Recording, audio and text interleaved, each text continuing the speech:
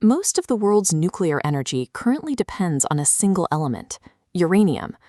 Because a handful of Western nations and organizations control the enrichment technology and fuel supply chains, they effectively hold a veto over the energy security of developing countries. This creates a system of permanent dependency. If a nation wants to expand its power grid or strengthen its defense, it must buy fuel and spare parts from this established cartel, often trading its geopolitical autonomy for access to electricity. Thorium represents a physical threat to this arrangement. It is roughly 3 times more abundant than uranium, it burns cleaner, and it is significantly safer to operate. Today, India currently holds the largest reserves of this mineral on the planet. India sits on enough thorium to power its own domestic grid for thousands of years. Developing a successful thorium reactor would provide a technical blueprint that other resource-rich nations in the global south could adopt to exit the uranium supply chain. Dr. Homi J. Bhabha, the physicist who led India's nuclear program, identified this path in the 1950s. He argued that these thorium reserves meant India would never have to rely on a foreign power's permission to keep its lights on. Bhabha's ambition was to build a nuclear ecosystem that was entirely internal. By designing reactors specifically for India's natural resources, he intended to make the country a self-sufficient energy power that was immune to international sanctions. In January 1966, while traveling to an international conference, Bhabha's commercial flight crashed into the Swiss Alps.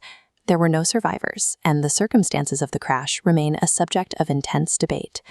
While uranium remains the world's primary fuel, the mystery of the thorium program persists. We have to look at whether the technology was too difficult to master, or if the scientists leading the charge were removed to prevent a shift in global power. During World War II, researchers prioritized uranium and plutonium because they are fissile. Their atoms split easily to create a self-sustaining chain reaction, which made them ideal for the immediate goal of building atomic weapons. Thorium is different. It is fertile, meaning it cannot start a chain reaction on its own.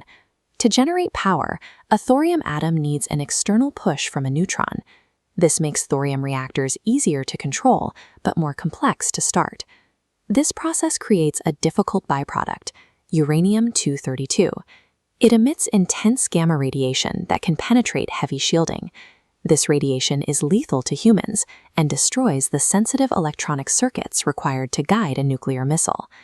Bhabha's solution was the 3-stage nuclear program. It was a long-term engineering plan to use heavy water reactors to slowly convert thorium into fuel, managing the radiation levels at every step until India could generate electricity safely and at scale. By solving the thorium bottleneck on paper, Bhabha removed the primary leverage used to manage emerging nations, the threat of a uranium embargo. India was no longer just a buyer of technology, it was a potential competitor. In 1964, China successfully tested its first nuclear bomb. Dr. Bhabha responded by announcing on All India Radio that with government approval, his team could conduct an Indian nuclear test in less than 18 months. The announcement alerted the global intelligence community. Shortly after, in 1965, Pakistan invaded India. The conflict drained the national budget and forced a delay in the nuclear research schedule. In January 1966, Prime Minister Lal Bahadur Shastri traveled to Uzbekistan to sign a peace treaty. He died in his hotel room just hours after the signing. He was the chief political supporter of Bhabha's nuclear timeline. 13 days after the Prime Minister died, Dr. Bhabha was killed in the Alps. Within 2 weeks, the Indian nuclear program lost its most powerful scientist and its most supportive political leader. A former CIA officer later claimed to a journalist that the agency orchestrated both deaths. The stated motive was to cripple India's nuclear independence and ensure the country remained within the established uranium-based order. The deaths continued. Over the following decades, several Indian scientists specializing in thorium reprocessing and reactor cooling were killed in unexplained lab fires or reported missing, further slowing the program's progress. These disruptions successfully pushed Bhabha's timeline back by half a century. It demonstrated that the uranium cartel was willing to protect its monopoly by targeting the people who threatened to break it. Despite these setbacks, the research is still active.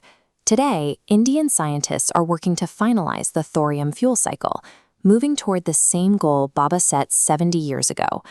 A working thorium reactor offers significant environmental and safety advantages. The radioactive waste it produces lasts for centuries, rather than thousands of years, and the reactors are designed to automatically shut down if they begin to overheat. Successful thorium technology would provide an alternative for developing nations that currently rely on Western uranium. It would create a new network of nuclear trade that operates outside the influence of the major powers in Washington and Vienna. The applications extend to long-term defense and exploration. Thorium-powered naval fleets could operate for over a decade without refueling, and the technology could eventually provide a stable power source for permanent lunar infrastructure. Mastering the thorium cycle is the pursuit of scientific hard power. The nations that successfully close this loop will set the terms for global energy security in the coming century.